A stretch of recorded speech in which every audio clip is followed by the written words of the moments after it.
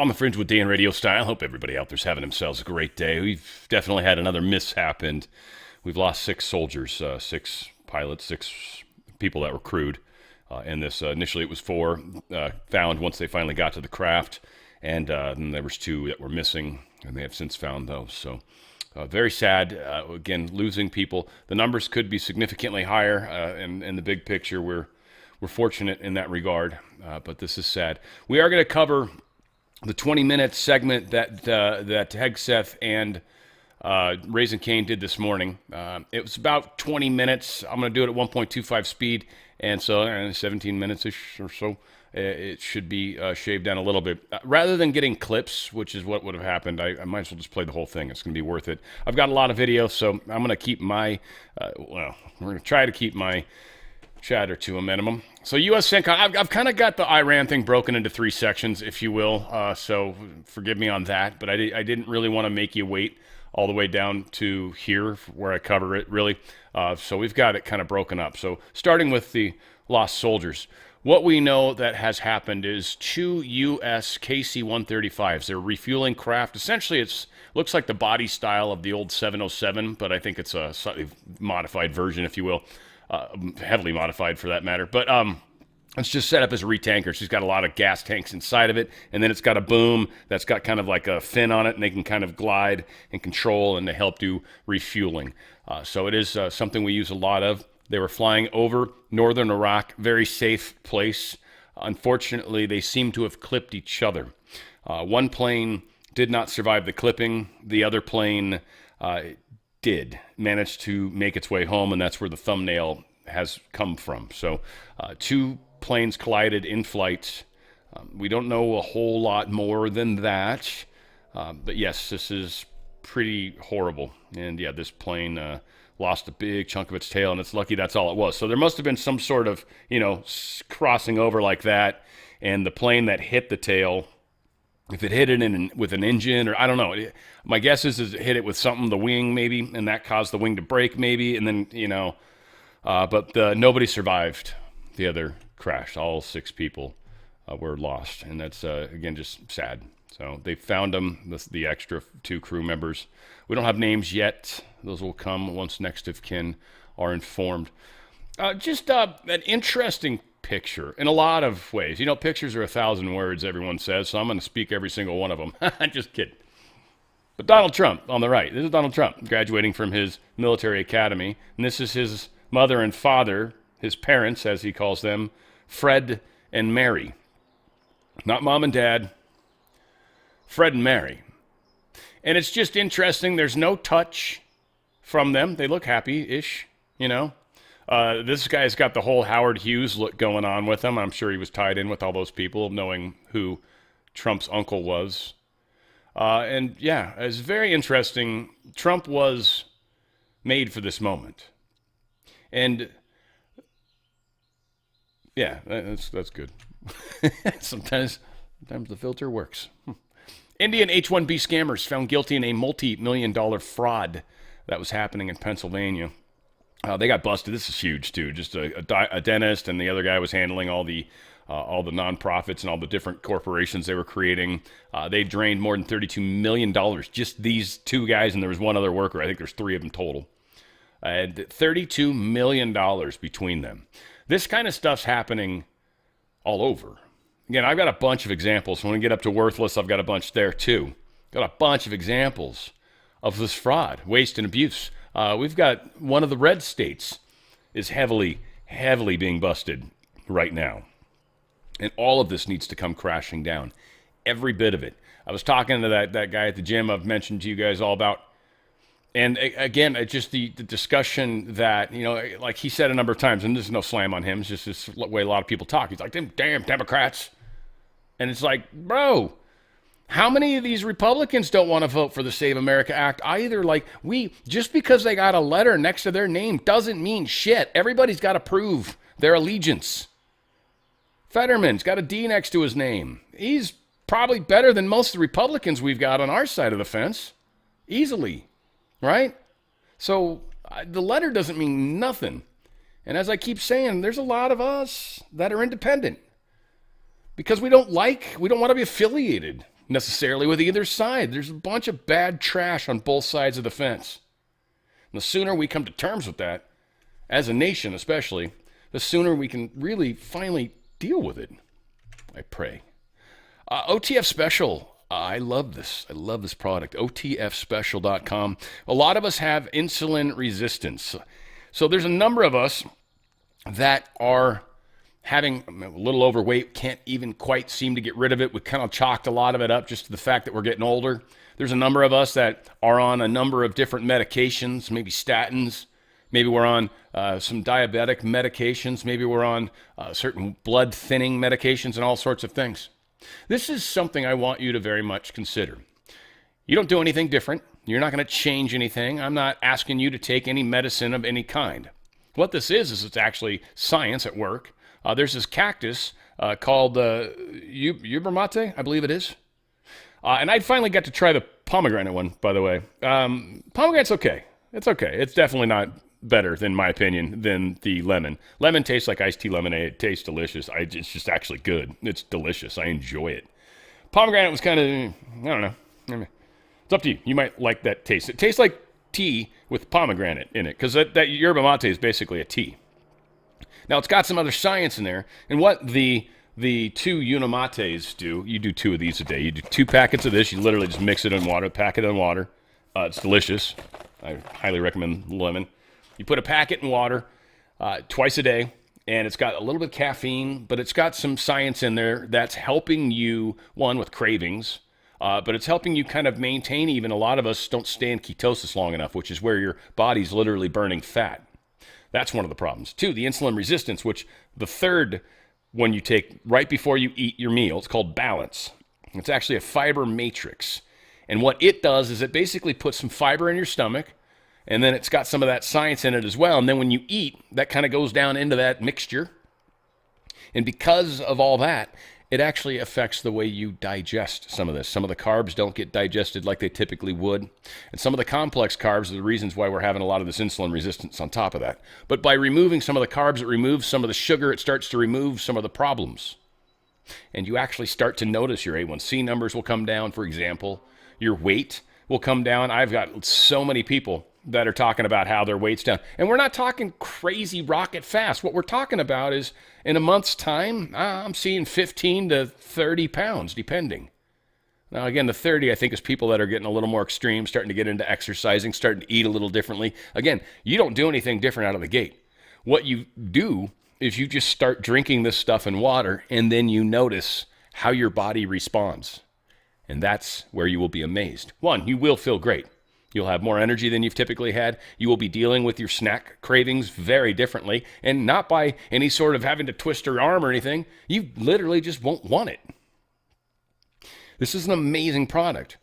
And considering what it's doing, it's giving people mobility back. It's giving people weight loss back. It's getting people back into the social system, dating, because people are literally losing weight and feeling better about themselves. A number of pictures right here of people that have made changes, and they look amazing. They look amazing. And all you're doing is drinking this. I drink it every day. I love the Unimate. It's incredible. The Balance is a trip. It's something I do once in a while when I want to fast and stuff like that. Totally helps. But keeping weight on is a problem for me more than the other way around. So the Unimate I love. It helps me deal with just not eating like I do. And then when I eat my dinner, I eat like a snake. I eat like an animal at one time. And then, it's not the best thing they say. I know it's not healthy. Don't do it, Dan. I've been doing it for years. Can't help it. It's the way my body's wired. Like it's just used to, like I sleep and it digests, I guess. It's not I know it's not the right way. I've taken all the courses too. It's just, you got to listen to your body more than people. It's important. A lot of people are talking about this. Let's do Claudia. We'll do John.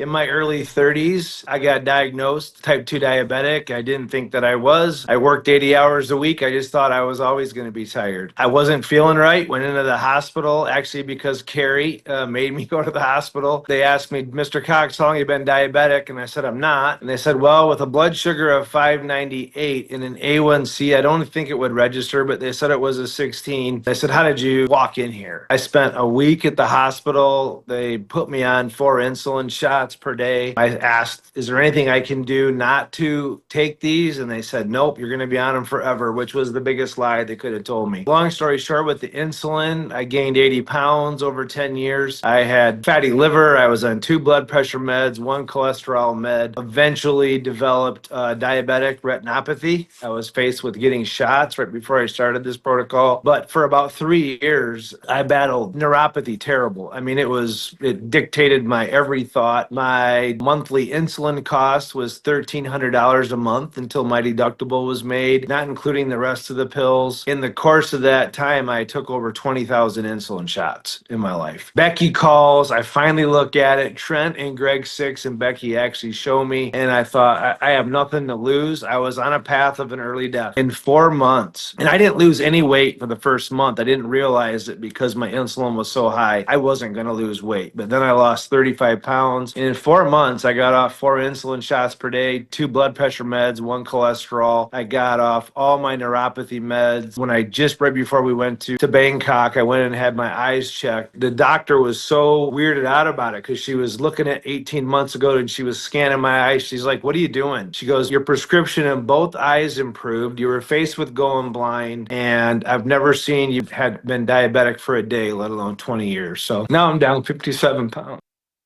This is changing lives. And it's just literally drinking stuff in water. And you will see and feel different.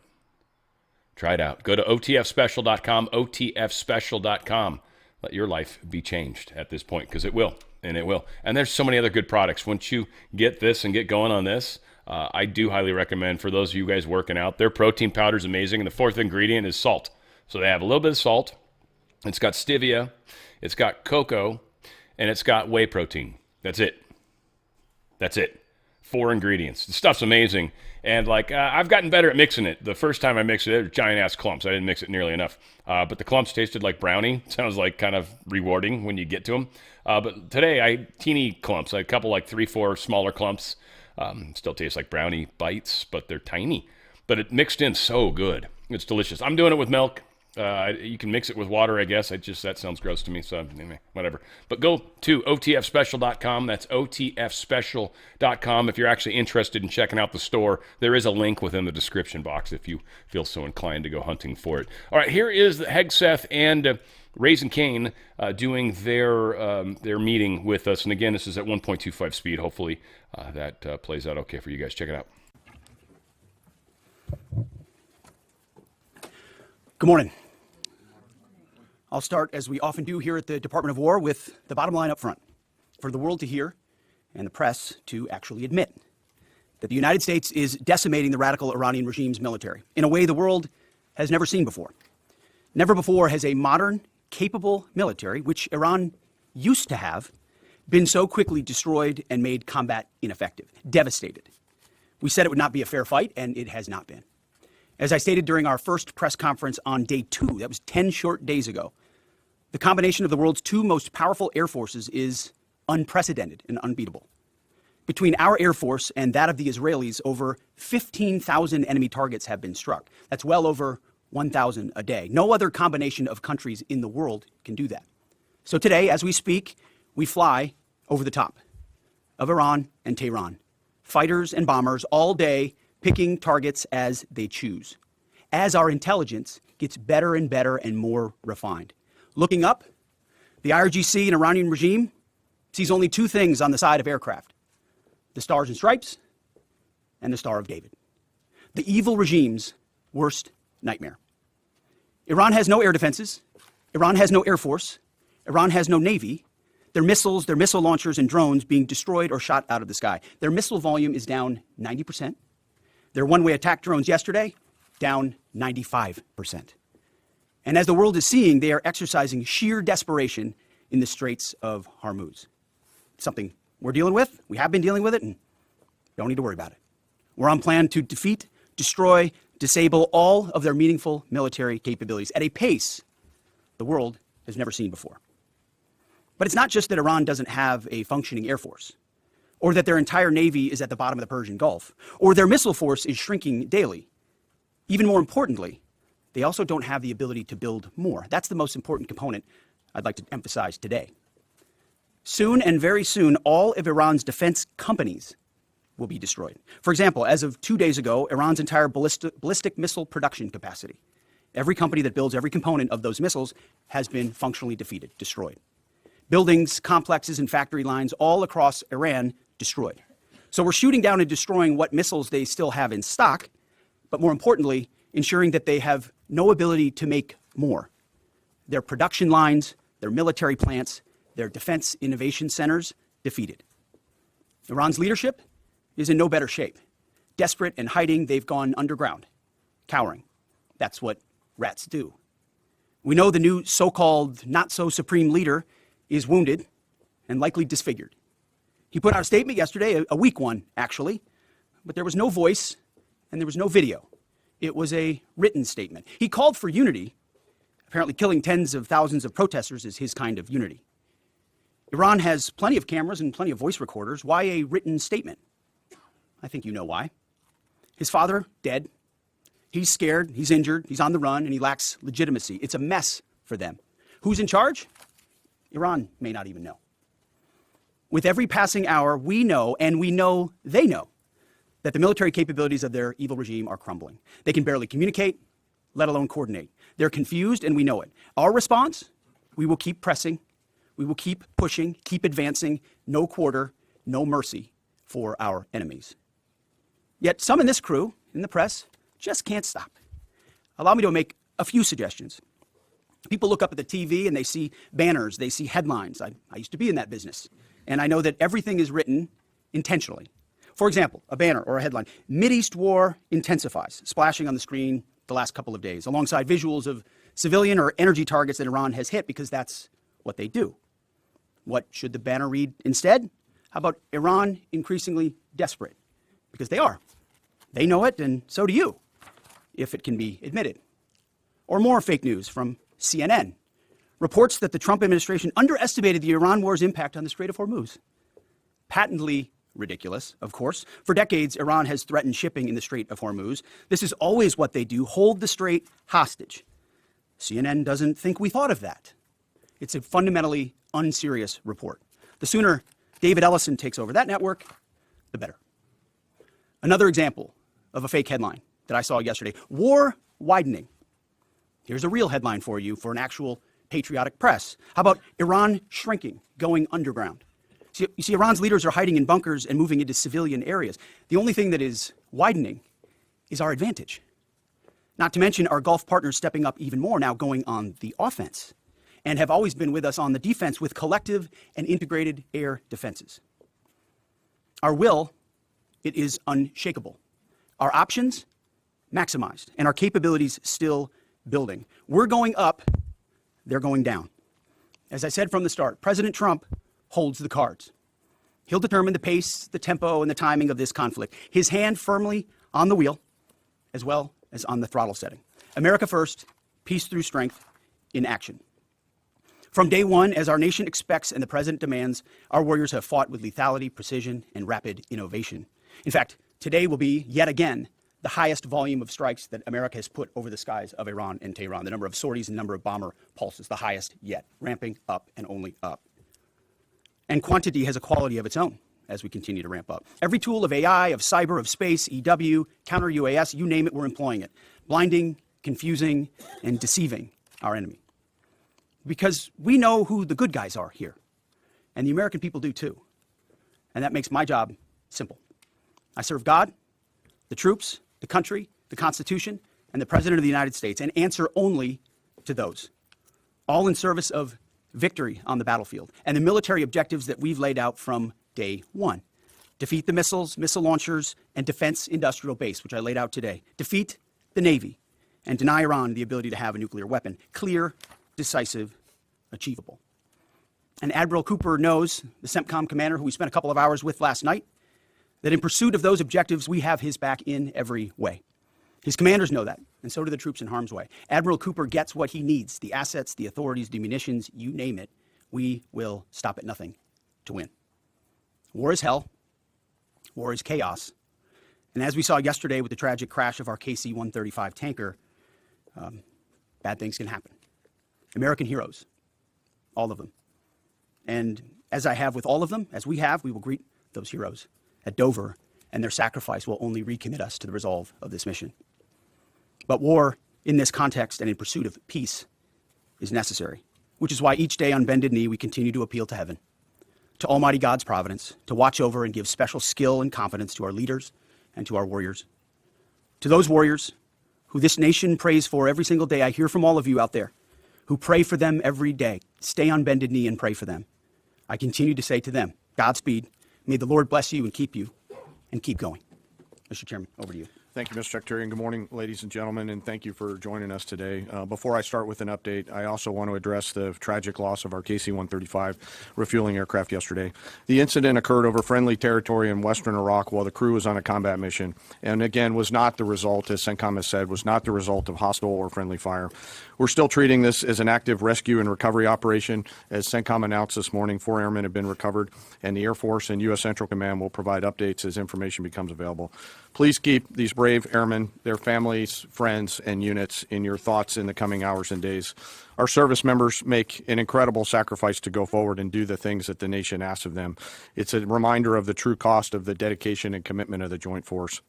We're also aware of a fire on board the USS Gerald R. Ford. We're thinking about the crew there who are injured in the fire. We believe and hope that everyone will be okay, and we're grateful for that. And for any further questions on that, we'd refer you to NAVCENT or to the Navy. This morning, we enter the 13th day of Operation Epic Fury, and we continue to make progress towards our military objectives. As the Secretary said, today will be our heaviest day of kinetic fires across the operating area. CENTCOM continues to attack ballistic missile and drone capabilities so that they are no longer a threat to U.S. forces, our bases, or our partners. They're continuing to destroy the Iranian Navy to ensure freedom of navigation, and this means going after Iran's mine-laying capability and destroying their ability to attack commercial vessels. And we're targeting their defense industrial base so they cannot rebuild the capabilities that can harm America's interests or our partners in the future. As Admiral Cooper said in his update on Wednesday, Iranian combat power continues to decline as a result of the continued strikes, as the Secretary talked about. We've attacked over 6,000 targets, and our strike packages continue to launch every hour, and we've maintained an unprecedented number of sorties up overhead of Iran. CENTCOM is now persistently over the enemy, and as a result, we've seen a reduction in missile and one-way attack fires, as the Secretary said. In less than 2 weeks, we've rendered the Iranian Navy combat ineffective and continue to attack naval vessels, including all of their Soleimani-class warships, which were armed with anti-ship missiles and anti-aircraft weapons. We've made progress, but Iran still has the capability to harm friendly forces and commercial shipping, and our work on this effort continues. But I want to make something clear. The only thing preventing commercial traffic and flow through the Straits right now, which there is some through the Straits, is Iran. They are the belligerents here holding the Straits closed, although there is some traffic moving through there. We've made it a priority to target Iran's mine-laying enterprise, their mine layers, the naval bases and depots, in addition to the missiles that could influence the Straits, and CENTCOM continues to attack those efforts. And we continue to make progress on the industrial base to include factories, weapons warehouses that are stored in, and we will continue to do so in the coming days, especially today. Now, as I often do, I want to share a little bit about our incredible Joint Force.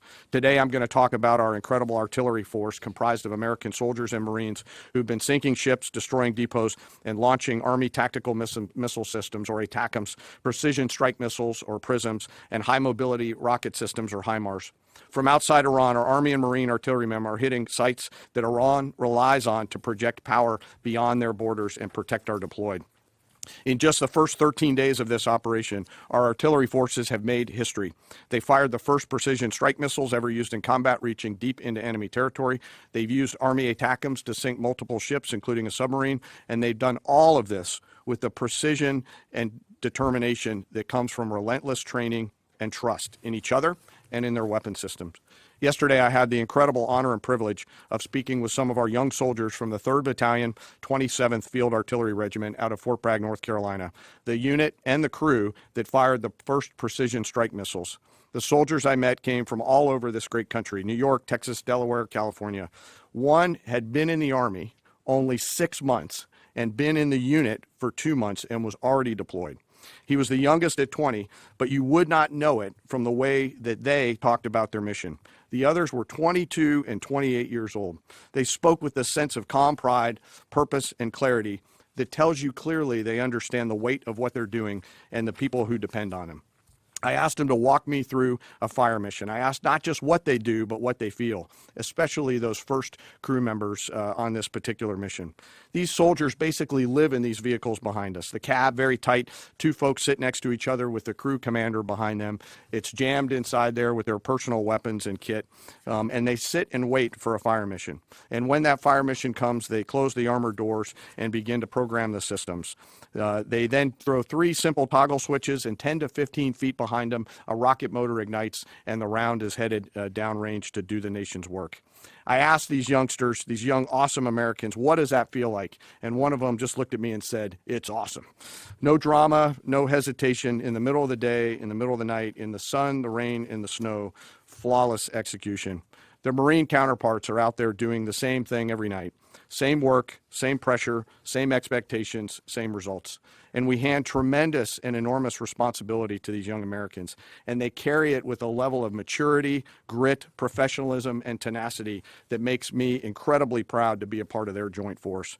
Their parents and families would and should be incredibly proud, and their leaders and I trust them to do the deeds that they must do in difficult circumstances every single time.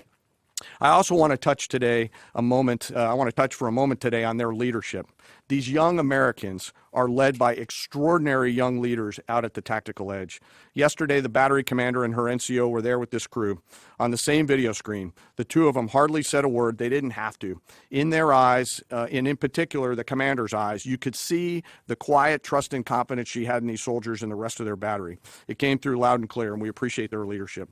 When I asked these soldiers yesterday, what is it that you need from the Secretary and I, they looked at each other, paused for a moment, and looked back at me and said, more rounds, sir. It was awesome. So thank you to those soldiers and Marines out on the firing line supporting our mission, and thank you to their families. Our joint force will continue today to deliver dynamic fires against the enemy from the land, sea, and air. We remain deeply grateful for their service, and for the third time today, I'll mention that today will be our busiest day. This mission remains complex, dangerous, and difficult, and every service member has a family waiting for them to return home. And I want to thank all of the families today who are supporting their deployed forces and those doing the work here in the States. On a personal note today, I also want to thank the joint staff and the team that I have the pleasure of working with, some of them right here in this room. They are working 24 hours a day to deliver the options that we must to the Secretary and to the President.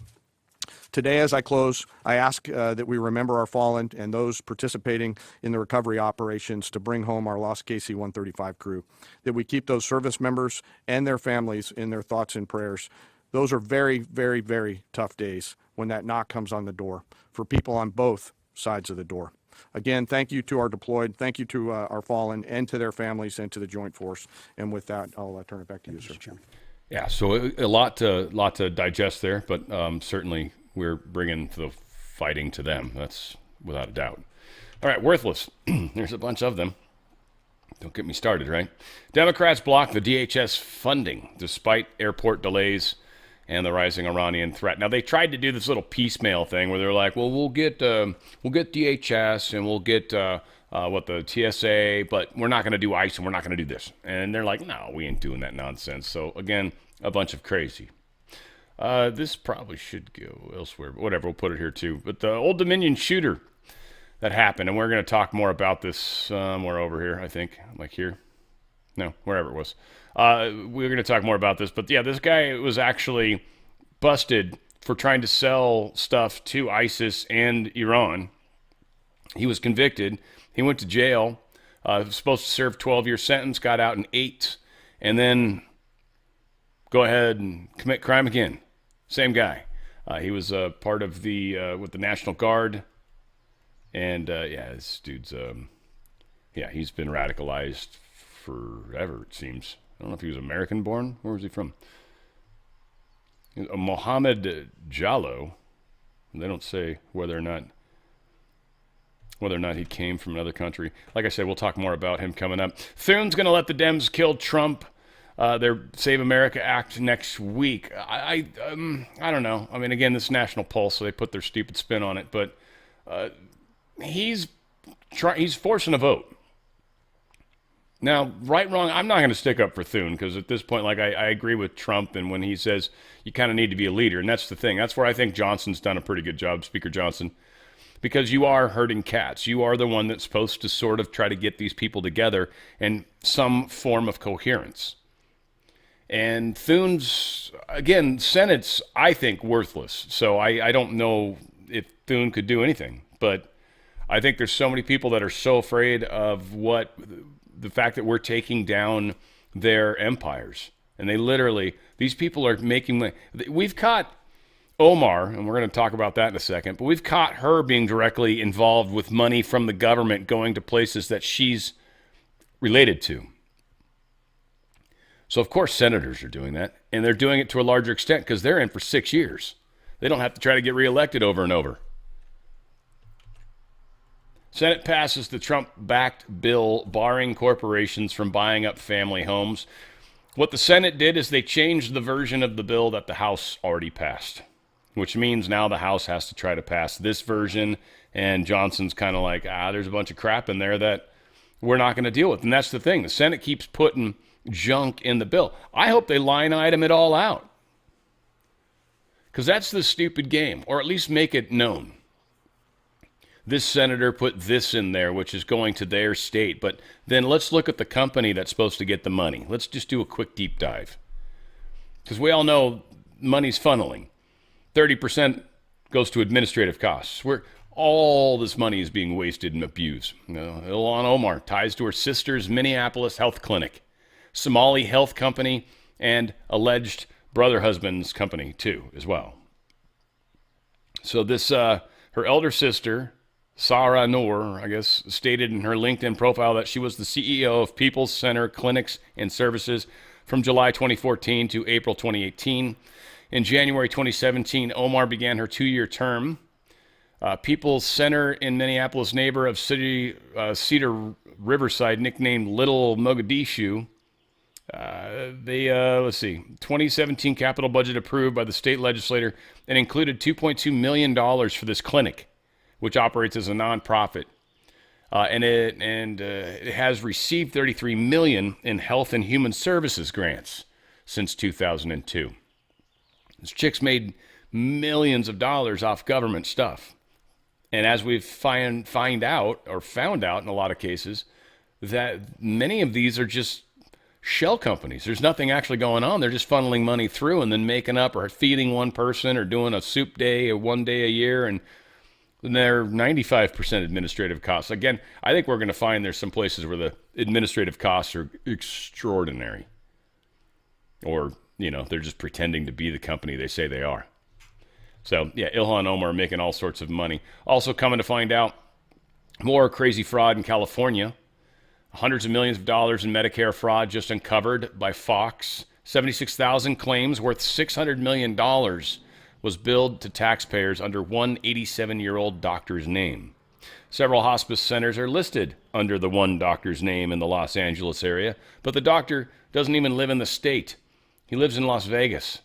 The amount of fraud is absolutely mind-blowing, and the politicians who enable it need to start being charged. Gavin Newsom is a failure, amongst many. Here's another. This is Mississippi. I'm going to let this guy explain it to you. Check it out.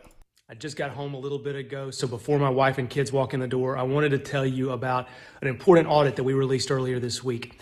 It was an audit of the BP oil spill money. So between 2018 and 2033, Mississippi is going to receive over $500 million, more than $500 million of settlement money as a result of this oil spill.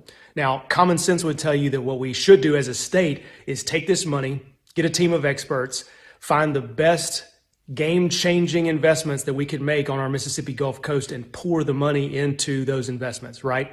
Well, unfortunately, what we're finding is over 60% of the funds are being spent in a way that doesn't conform to what the state's own team of experts says could change the coast. In fact, a lot of money is being doled out to politicians' pet projects.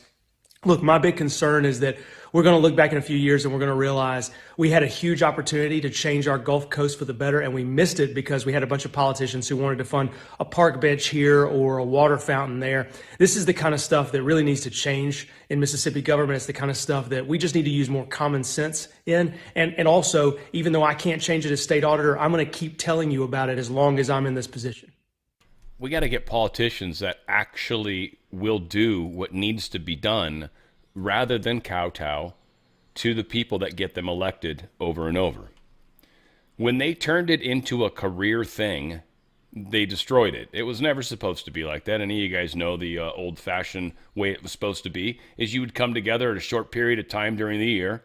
You would get a reprieve from whatever job you had, and you would go, serve your time, vote on the crap you had to vote for, and then go back home and go back to your job.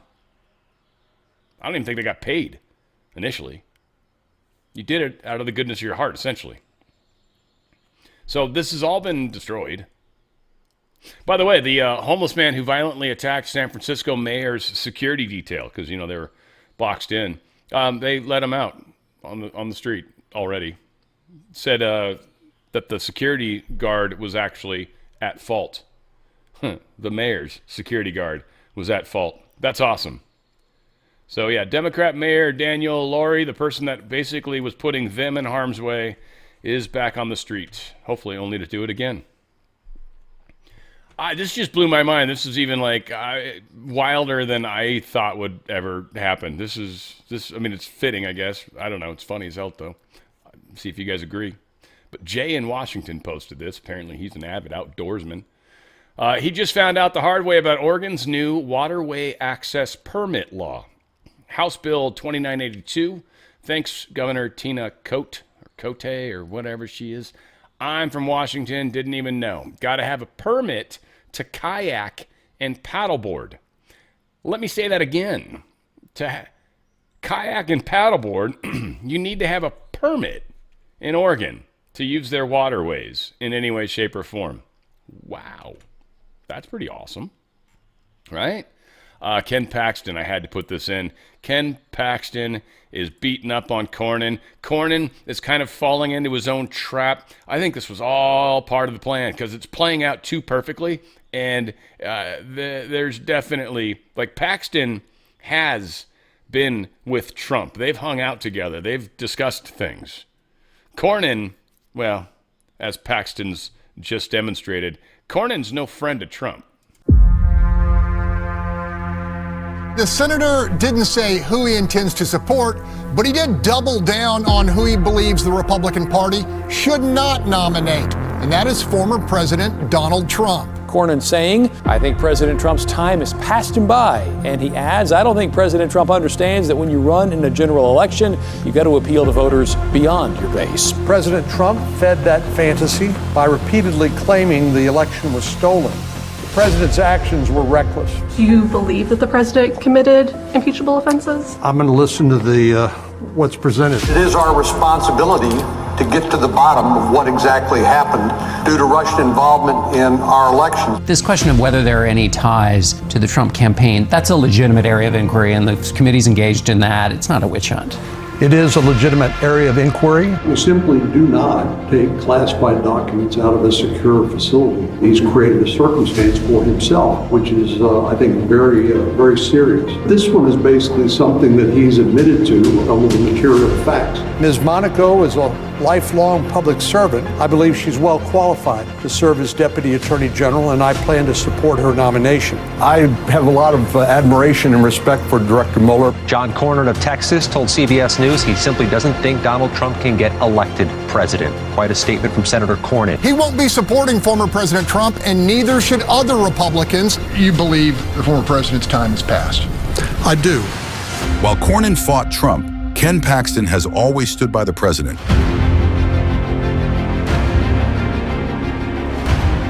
He's done a terrific job for Texas and for our country. Attorney General Ken Paxton, a really great Attorney General. I'm Ken Paxton, and I approve this message. Wow, huh? Right? Cornyn's going to get his ass kicked. And I'm going to be helpful in that. I look forward to it. Moderate Governor Abigail Spanberger. Moderate? Is that what we're calling her? Governor Abigail Spanberger is expected to sign a sweeping gun ban into law, which is going to be illegal. Virginia, I think no ARs and then no high-capacity magazines. Oh, they're at least allowing up to 15 rounds. That's cool. California went to 10. 10. Yeah. We still can't get more than that yet. It's already been said it's unconstitutional. Anyway, it's maybe I'm wrong. I haven't tried in a while, but anyway, it's ridiculous. I need to replace out some stuff. Judge halts construction of ICE detention center in Maryland, said they didn't do an appropriate environmental study that supposedly the federal government's supposed to do. Boy, this is digging for shit to be pissed off about. Okay. Maybe they just be like, yeah, but we saw Punxsutawney Phil's shadow, so, that's okay. Trump can restart deportations to third countries for now. This is funny that they're letting it go in this direction in the time being.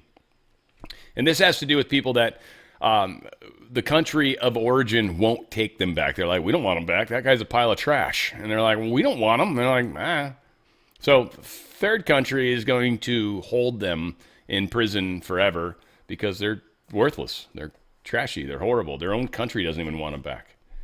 So that is pissing some people off. ICE agents have arrested a number of illegal aliens convicted of attempted murder, kidnapping, sexual assault. They're just on their information spree, if you will, trying to get everybody to understand, hey, look, no, these are the people we're actually arresting, which, I mean, I believe they are, but the press is obviously having a fun time saying other than that, right? Officials identify a man who allegedly barreled into Michigan synagogue in an explosive-filled car. This is where that story should have been. I've got it, probably, anyway, doubled. Watch. But officials identified the suspected driver. This is the Michigan one, okay? So the other one is in Virginia, I believe. This is Michigan. Ayman Mohammed Ghazali. He is a 41-year-old that was born in Lebanon, came to the United States in 2011 on an immigrant visa as a spouse of a U.S. citizen. So, yeah, he became a citizen and then targeted this. There is a story that's out, whether it's true or not, that this individual has allegedly lost his family to an Israeli attack in Lebanon that killed his family. So he's had a problem with it. Part of me wonders, if you're from Lebanon, why come to America to try to hurt Israel? I mean, I get everyone says we're their puppet or whatever, but I don't know. It seems a little weird, a little bit. And the source is questionable, so hard to say for sure. This is the terrorist attack at Old Dominion, and this is very, very, very sad. Here's the gentleman that died. He was shot, and he is Lieutenant Colonel Brandon Shaw. He is the professor of military science and the leader of the university's ROTC program. He was a veteran of Operation Iraqi Freedom, Operation Enduring Freedom, and Atlantic Resolve. His awards include 2 Bronze Stars, Senior Army Aviator Badge, Combat Action Badge, Parachutist Badge, Air Assault Badge, Defense Meritorious Service Medal, Service Medal, Air Medal with Valor, Joint Service Commendation Medal, Army Commendation Medal, and the Joint Service Achievement Medal. Daggum. Yeah, so this is, we lost this guy because of this crazy individual. Now, before we get into the details of the crazy individual, I thought I had the crazy individual details. Maybe it's in here further. But yeah, he was killed by I thought I had this guy, I think, if I can find him now. Yeah, this dude. And right here somewhere, I think. This is the Virginia one. Yes, okay, this guy. Good. All right, Jola. This guy. So yeah, he is sports Islamic. That's just messed up. Anyway, he came in and killed this guy. Long story short, and then on top of that, when the soldiers took the dude down, this guy, when they took him down, the soldiers, they were unarmed. This guy was armed, shooting. Soldiers took him down without any weapons. And here is what happened. How was he deceased? There were students who were in that room that subdued him and rendered him no longer alive. I don't know how else to say it, but they basically were able to terminate the threat. So he was not shot? He was not shot. He shot 3 people? Correct. We have information that he shot 3 people. The one that went to Virginia. And yeah, they killed him.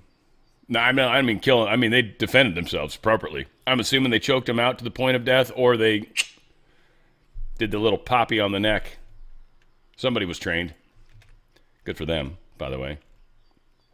A judge just ruled, or upheld even, that Missouri Republicans, their new 2026 congressional map that hands Republicans one House vote seat this November, it's been approved.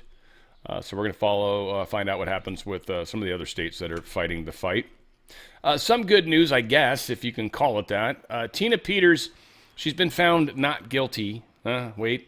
After the attack. Remember how we told you there was an attack where it was inside where the cameras couldn't see it? And she defended herself. She was caught on camera assaulting the individual. Well, she's been found not guilty, fortunately. But still, she's still in jail. Still in jail. I guess they actually did have... Dude, Tina's learning how to fucking brawl, man. Damn.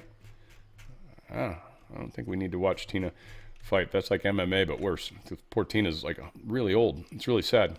Undersecretary of War throws down on Anthropic, and I want you to listen to this 3 minutes because it really explains the thing. And there's a lot of people that think that AI is they've got Skynet on their mind, and I get it, but ultimately, who controls the AI is who, and there's just, again, I don't know. I don't want to get into this because so many people are like, it's gonna become sentient. No, it won't. Doesn't have a soul. It's just different. I don't know what to tell you guys. It's capable of doing a lot of stuff. It's not even close to being able to write its own code. There's just a lot of nonsense that's going on with it, and people are freaking out. I think we are going to be in between a lot of that for a long period of time, and it is literally meant to be able to make stupid, redundant, over and over decisions, pattern recognition, stuff that people aren't generally that good at. It's really good at. So it's meant to help. And it is. And this is how Anthropic was literally trying to put themselves into a situation where they could literally cause combat equipment to not work in the middle of combat. And that can't happen. Or from doing Department of War stuff, like targeting, doing weapons design, whether you're doing physics or material science or aerospace dynamics or whatever. And I had to, say, holy cow, we have to do something about this. So then I went to all these companies, model companies, and said, number one, we can't be dependent on one provider. And it's not everywhere in the DOW. It's just in a few sensitive areas. And number two, the terms have to let us do the things we do. Why, if you're a software provider, why sell to the Department of War if you can't do Department of War things, right? So right. I set out to just make that equivalent, like what we were buying and what they were selling was useful to us. And every other AI company, Grok, Google, even OpenAI, it took 1 or 2 weeks to come to terms. I spent 3 months with Anthropic trying to come to terms. And ultimately, it was clear that they just wanted to get in between the command structure and the warfighter. They wanted to make the shot. They wanted to call the shots. So from my vantage point, what I'm trying to understand is that they would essentially have some sort of a veto power over our warfighting capabilities if we use their technology. And so they could basically be the de facto commander-in-chief of the military, which is, it's sort of, unless I'm misinterpreting it, that seems like the most egregious, over-the-top thing I've ever heard of, where a company could just dictate to the government how they would behave. It's Orwellian. Right. So the way it would happen is that of the 25 pages of terms and conditions of things you couldn't do with their software, that gave them the right, if we tripped over one of those 25 pages, which had 50 different prohibitions, that they could turn off the software in the middle of a battle. So they could decide the battle's over.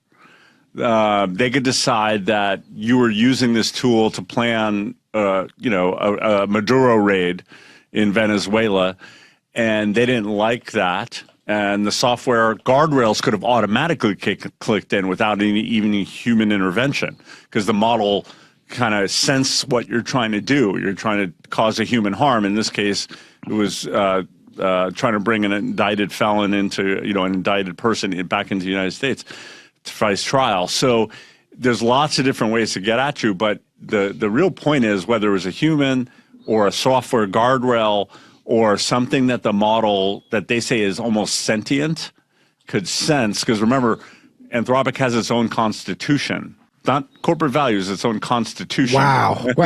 its own soul, and they have a person who's the soul of Claude. So own constitution, own soul, their own guardrails, their own terms and conditions, and if you trip over them, software could shut off at the critical moment. That made it a thing. Wow, it's just real God complex stuff. So, right, that is not acceptable. Now, did we not know this going in? Are these people getting power tripping once they sort of start to establish these larger contracts, thinking they themselves are worth the money when it's not? In fact, it's the IP they've got. And I also wonder, with some of the ingredients, how much of the IP that the government kind of can keep and regurgitate or reuse or give to somebody else that's working with them and help them. I mean, I wonder, because I don't think there's I think the government in a time of war especially is allowed to do all sorts of crazy things. We've got 10 Maersk ships that are trapped in the Persian Gulf. There's a lot of shipping that's kind of trapped right now. So this is causing huge problems. Some of this stuff might actually make it here. To my understanding, we get very little, if any. I've heard up to possibly 5% of our oil comes from the Persian Gulf. So we don't care. This isn't affecting us. We knew this would happen. We're literally 13, 14 days into the actual war. We knew this would happen.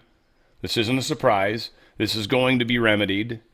And I mean, they're being kind of tight-lipped on it. And I think some stuff's actually happening. And I think they're kind of waiting for some people to make moves. And we're also wondering how much Iran's just going to crumble already because of their lack of leadership and everything else. Like, nobody really knows what's going on. Everything's kind of being managed from a local level, which makes it easier to take over that management, right? If you're able to organize on smaller scales, you take over a police station or something to that effect, and now you all of a sudden own the police in that section. It's kind of funny how that works. U.S.-Israeli war on Iran wipes billions off of Gulf energy revenues. They're saying roughly, $15 billion in energy revenues. They break it up a little bit, but a lot of natural gas, liquid natural, all that stuff, oil, everything else, produced, non-produced, blah, blah, blah. So a lot of money just sitting there right now, and this is affecting, the deep state. Again, we're almost hijacking the Gulf of Hormuz right now, or the Strait of Hormuz right now. It's almost us kind of hijacking it to a degree, I think. It's Iran's fault. It's blamed all over them. So it's never going to look like it's us. But Trump we all knew this would happen the second that this war started. It was, they didn't plan it. They're not going to tell all these shipping companies, hey, we're about to bomb them. Shh, don't tell anyone. That's not happening. So, yeah, you get stuck where you get stuck. It sucks for you. It sucks being you, for that matter. This is kind of funny, though. Chinese-owned cargo ship. China-owned cargo ship. I'll let my lovely Tiffany Meyer tell you all about it. Iran has sharply reduced shipping through the Strait of Hormuz as it pushes back against the United States and Israel. Traffic through the waterway has plunged since the war began 2 weeks ago. The strait normally carries about 20% of the world's seaborne oil. Since the conflict started, at least 19 commercial ships have been damaged in attacks in the region. Only a handful of non-Iranian vessels have managed to pass through. Some ships have even declared themselves Chinese-owned or Chinese-crewed, real or fake, in an attempt to avoid being targeted. But one of the latest targets was a Chinese-owned cargo ship named Source Blessings. It was hit in the early hours of Thursday close to the strait. In other words, saying a ship is China-owned doesn't guarantee it's fully secure. China is the largest buyer of Iranian crude oil, and analysts say that may be one reason some vessels are trying to signal ties to Beijing. Questions remain over whether Iran may be allowing Chinese-linked ships safer passage. Whoops. Uh-oh. Did China mess up again? Here's Scott Bessent. He's talking about the Navy and this international coalition that's going to escort vessels at some point, maybe. We're talking about it. Again, it takes time. We've got to get it safe. It's interesting how this is playing out. We knew this would happen. Sagseth was talking about it in his meeting. It's kind of why I wanted to play all this stuff, because it connects interesting dots together. But it leaves obvious unconnected dots. And I think we're getting there. I think we're starting to piece it together. It is my belief that as soon as it is militarily possible, the U.S. Navy, perhaps with an international coalition, will be escorting vessels through. And that came up just now in the Situation Room. Your words, not mine. But again, are we days away from that? We've been planning for this. We've done scenario analysis for months, for weeks, leading into this. So, but it's a prospect in the coming days, then. It is a prospect as soon as we have complete control of the skies and are degrading they have no Air Force. The Navy is sunk, literally and figuratively, and the munitions factories, the rebuilding capabilities for the missiles, completely degraded. So as soon as it is possible for to ensure safe passage, we will do it. Exactly. I was actually trying to look up where Spain gets its oil from, but they're not making it easy to figure out. Anywho, yeah, I was curious because I wonder how much of it comes from the Middle East, especially Spain. And this comes down to the militaries, I think, to some degree. I think it's one of the factors. NATO militaries, who actually has to take care of everyone and who's barely willing to pay anything for it. And you expect us to go down there and risk our sailors' lives for oil that doesn't matter to us, for products not coming here, products going to Europe, and you won't even let us sell our products in Europe? See, there is a lot happening here where Trump's basically saying, no, you guys deal with it. It's your problem, right? We're taking care of this war thing with Iran. We'll be done with it in a second. Just shut up. We'll get around to protecting you when we've got time. U.S. tariff investigations put China, EU, and other major trading partners in new crosshairs. This has to do with these investigations. This article that's pro-China is... They say it could take months to years to do these investigations. I doubt that very much. Trump has already done a lot of this in advance. They certainly knew what they needed to do. Again, we're going to have the investigations legally enough anyways done to where they can move forward with the tariffs. So this is all happening. And the specific ones that were in the initial crosshairs are China, India, Mexico, Japan, South Korea, Vietnam, and the European Union. Interesting group of people. Now, two in there, Japan and South Korea, recently have been trying to make some sweeter deals with us, and we've been talking pretty nice with them. But China, India, Mexico, we're in shit places with really right now. Vietnam, for sure, not good. Europe, oh man, horrible. This is a big part of it. Trump's like, look, you guys don't want to be cool to us. We're not going to go way out of our way for you. They know it. U.S. trade deficit falls sharply, 57.6% from a year earlier. It's almost in half of what it was because we're exporting a lot more stuff now too. So we're importing less as well. It's powerful. It's a huge difference. It makes this country a lot of money too. It helps. And then that helps pay down our deficits and crap. I hope we can just get the Fed out and never pay it. That's what I'd like to see. Scott Bessent greenlights the sale of Russian oil at sea to promote stability in global energy markets. Basically, anything, to my understanding, anything that's essentially at sea right now, you can sell legally. We're not going to bother you. So they're going to get that stuff where it goes, get it to who, where it goes. And so everybody's going to get some oil from Russia right now. Or going to be making sweet deals with Russia to get some of that oil. Russia's going to get a bunch of money. This is Trump making a deal with him to kind of stay out of the Iranian thing. Everybody's trying to say, oh, they're providing targeting information. Trump just gave him a giant bone here. I don't think so. I think that's what and why this happened.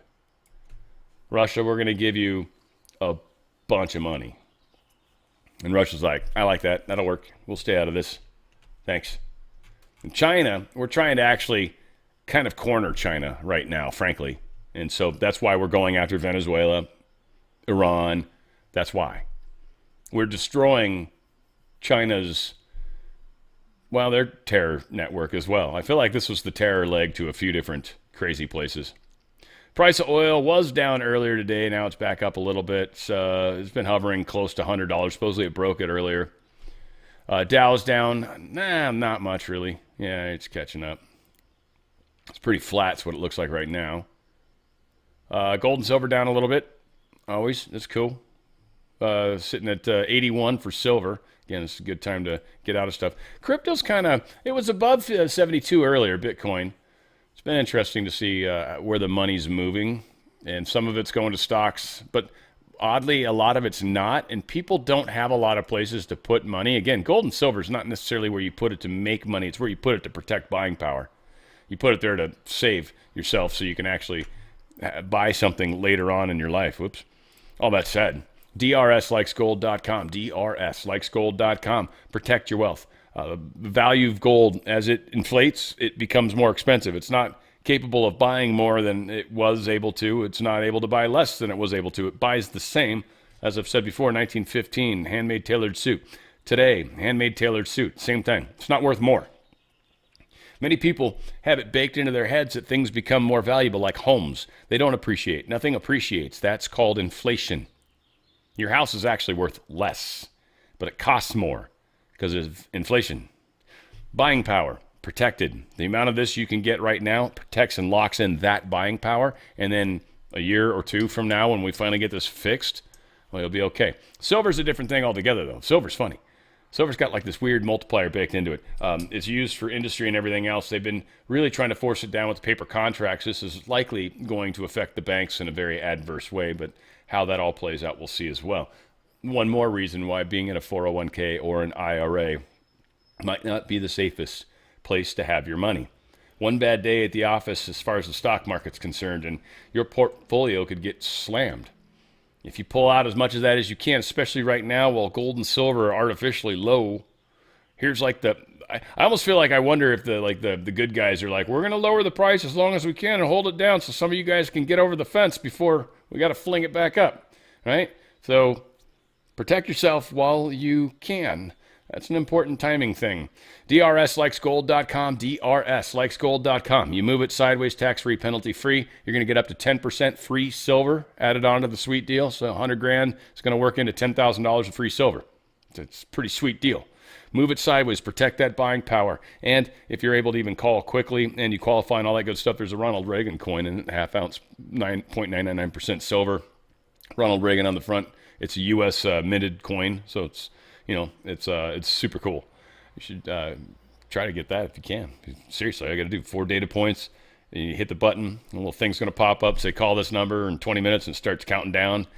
And just make the call. See what happens. DRSlikesgold.com, DRSlikesgold.com. Get out of that system while you can, or else it's going to suck. That's the bad part. That's the horrible part. Secretary of State Marco Rubio is announcing the United States has ended all aid to Somalia. Of our foreign policy, and it should be used for the purpose of furthering the national interest. That doesn't mean we don't care about human rights. That doesn't mean we don't care about starvation. That doesn't mean we don't care about hunger. That doesn't mean we don't care about humanitarian need.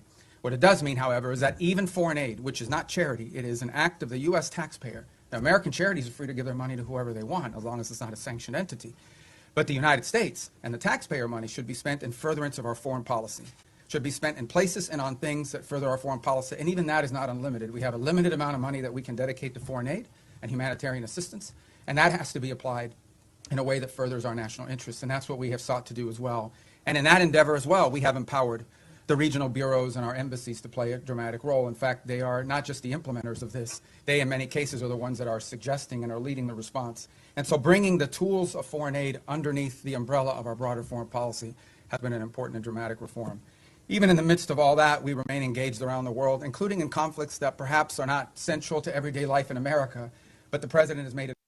Well, that's a bummer of a audio because it doesn't really cover that. But supposedly he's talking about the United States ending all aid to Somalia. I wonder if they just like started recording like, shit, because it's not really in there. But, well, anyways, happens. Sometimes I just trust, It's most of the time it's good enough. The Army is offering up to $5,000 for information after 4 drones were stolen from Fort Campbell. This is strange. Strange to me, I guess. One, these are the individuals. I don't know if I can zoom in better. I guess it's about as good as it's going to get. If these people look familiar to you, obviously different parts of the warehouse, but same warehouse it looks like. The same wood crates, same lighting. Walls look the same, but this one's got open roof. This one doesn't. So it's they're obviously in different rooms. What I also said is weird to me is it's $5,000. It just seems like such a small amount of money. If they got anything interesting, maybe they don't want to make it look like they got anything interesting. I don't know. Maybe a lot of people $5,000's a lot. So I don't know. And I'm not saying it's not a lot. Don't get me wrong. It's just the people that are involved behind. Anyway, there's someone recognizes them. Very strange. That just seems weird to me.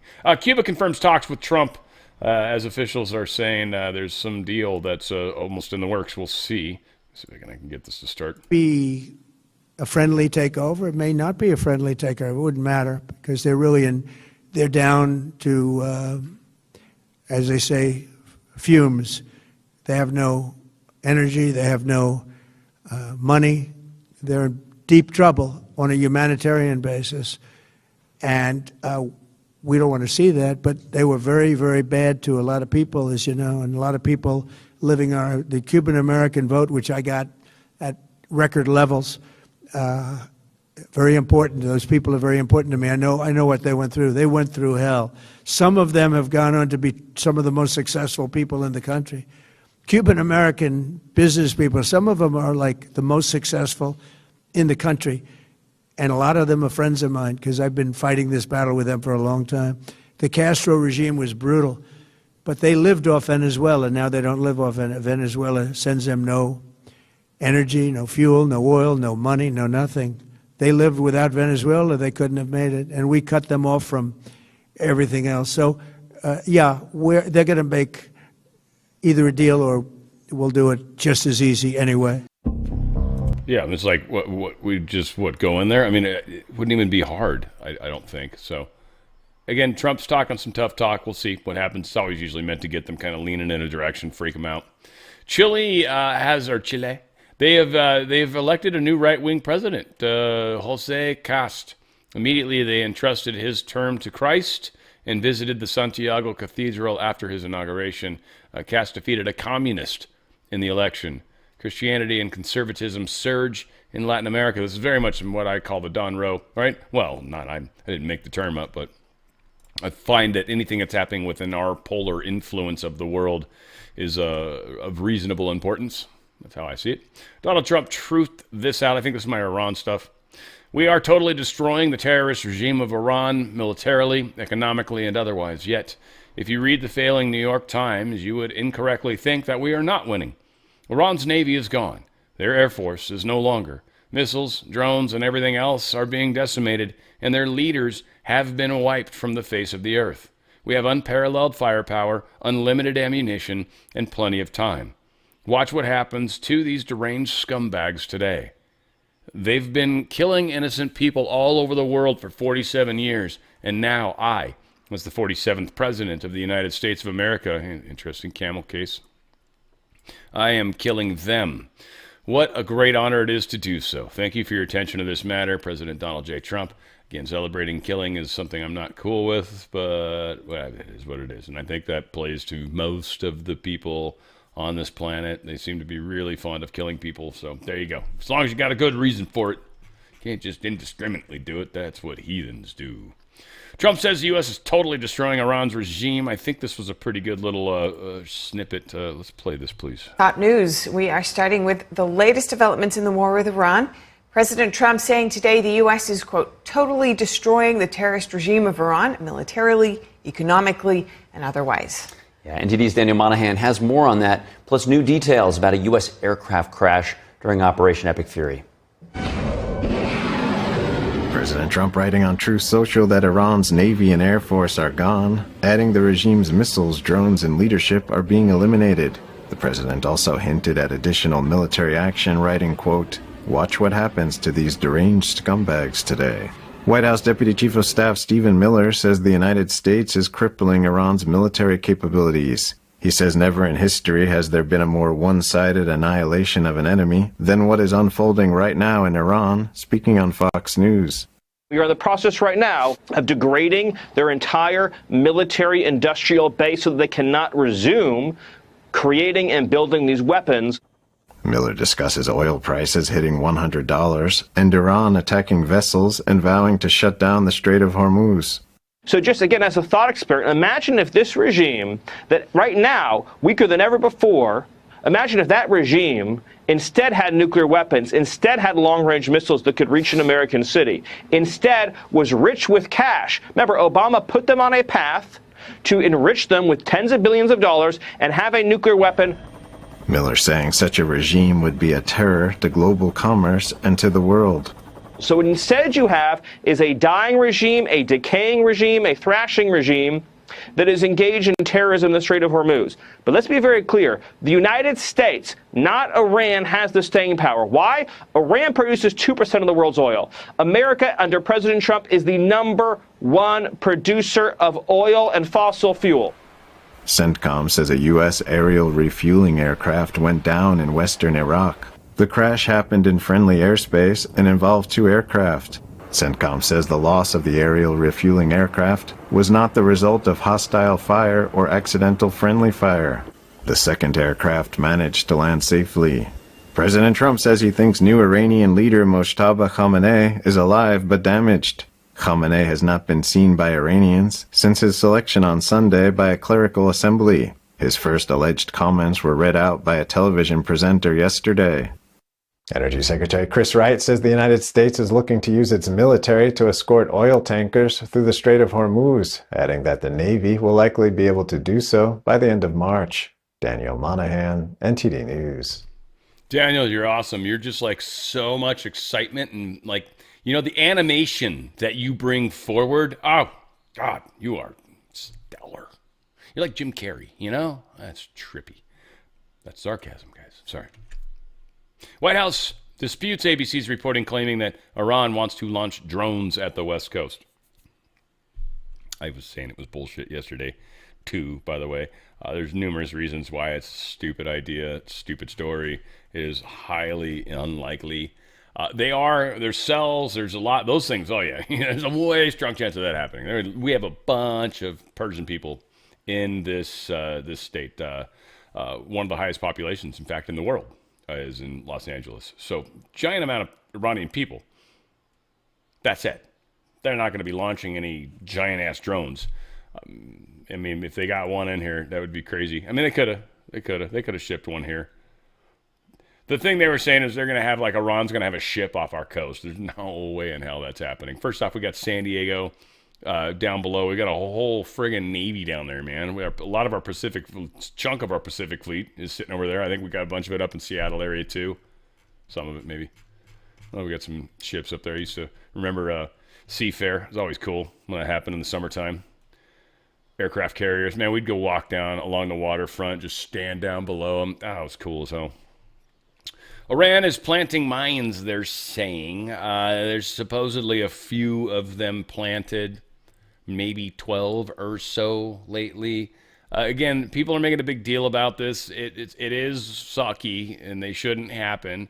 If that's all they got, and they literally poke through the water, okay, that's cool. That shouldn't be too hard to find those. I mean, and then we should be able to, there's probably a reasonably inexpensive way to eliminate those. Right? Like, I mean, so that's not a big deal. People are trying to make a big deal about it. They're trying to make it. They're mining it. They're like 12 mines. No, they're not. There's like a couple boats that actually got out for 5 minutes and were able to drop a couple mines before they got nuked. Drone attack supposedly injured a U.S. troop when it attacked a British base because the Brits failed to protect the people at the base. I'm just being a dick. Don't mind me. But that said, yeah, a couple of injuries, but not serious or anything. So, yeah, there you go. It's just stupid.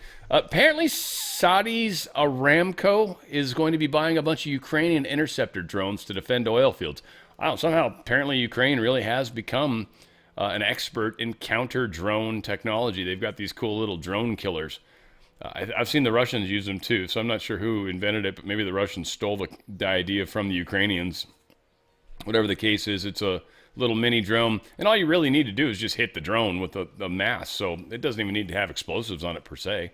It just needs to hit it dead on, and you're going to jack it up. There's no way around it. Those things aren't like reinforced, so it'll take down a drone. Kind of cool. So, we'll see. That said, nothing new, I don't think, with Operation Epic Fury. I guess France lost a soldier. Really?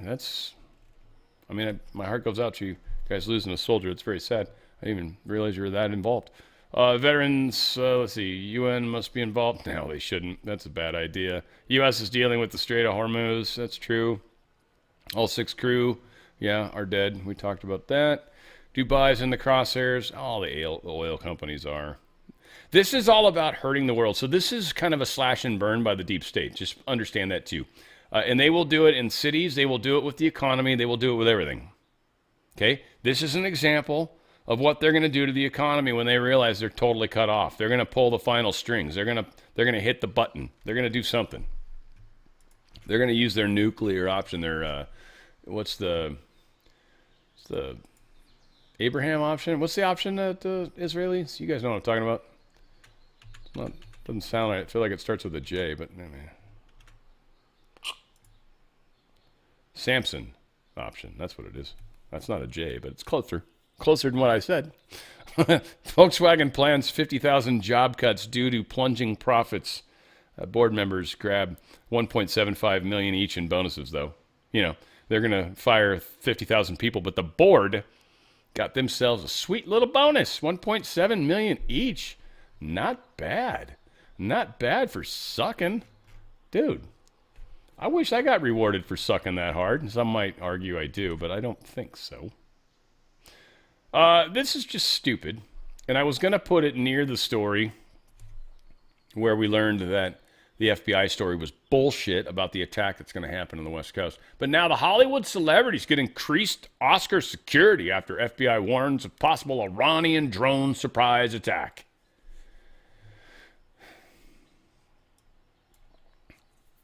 I don't know. I mean, I'm going to say it. I'm going to say it, guys. If they somehow managed to kill all the actors that were inside the Oscars at one time, that'd be a good start. That'd be a good start. How many of you MAGA people out there wouldn't mind getting into acting? Huh? A couple of you? All right. I'm just saying. That'd be a pretty good start. I don't think you'd get any sympathy. I feel bad for their families, of course, of course. Oh, it's so sad you lost your. Oh well. At least the abuse will stop, right? All said. Crazy stuff going on. I got a great music show today. I'm looking forward to it a lot. Basically, my favorite bands doing either an extended version of a song or they're doing a live killer version of the song. A lot of it was somewhat dependent on a couple of factors, and most of it was the quality of music. There was some really, really cool live stuff that was like 480. Like, it was just like, it sounds horrible. Ugh. So anyway, normally I don't break the 1080p rule, but today I did. I think that one of them came in at the 780 or whatever that is, 720, I think it is, whatever that one is. That one's usually got decent sound, but again, I'm a snob. I'm a snob, folks. Also, I got some cool live. We're going to do another concert coming up. I've got 3 different bitchin' concerts. A couple of them are damn near 2 hours long, so you don't have to join the whole thing, but I do recommend you guys check them out after the effect. I did a Peter Gabriel concert that was amazing. Amazing. You should go look for it. Just do Musical Spotlight. Search that. You'll find them all, and there's a Peter Gabriel one that was It was one of the best concerts I've seen on DVD. So it sparked this whole, we got to do that once in a while. So I've got a couple that are damn near 2 hours long. We'll start a little early. We'll end a little late. It is what it is. But we'll have some fun in the process. I've got a Michael Jackson. I've got Talking Heads. I've got two others. Queen. A concert of Queen. Amazing concert. And then one other one, too. And there is a Bonamassa concert at the Royal Albert Hall that I might very well share, too, because it's just made me fall in love with Joe Bonamassa. So, again, I don't know. A lot of different themes that we're going to bake into this year of music.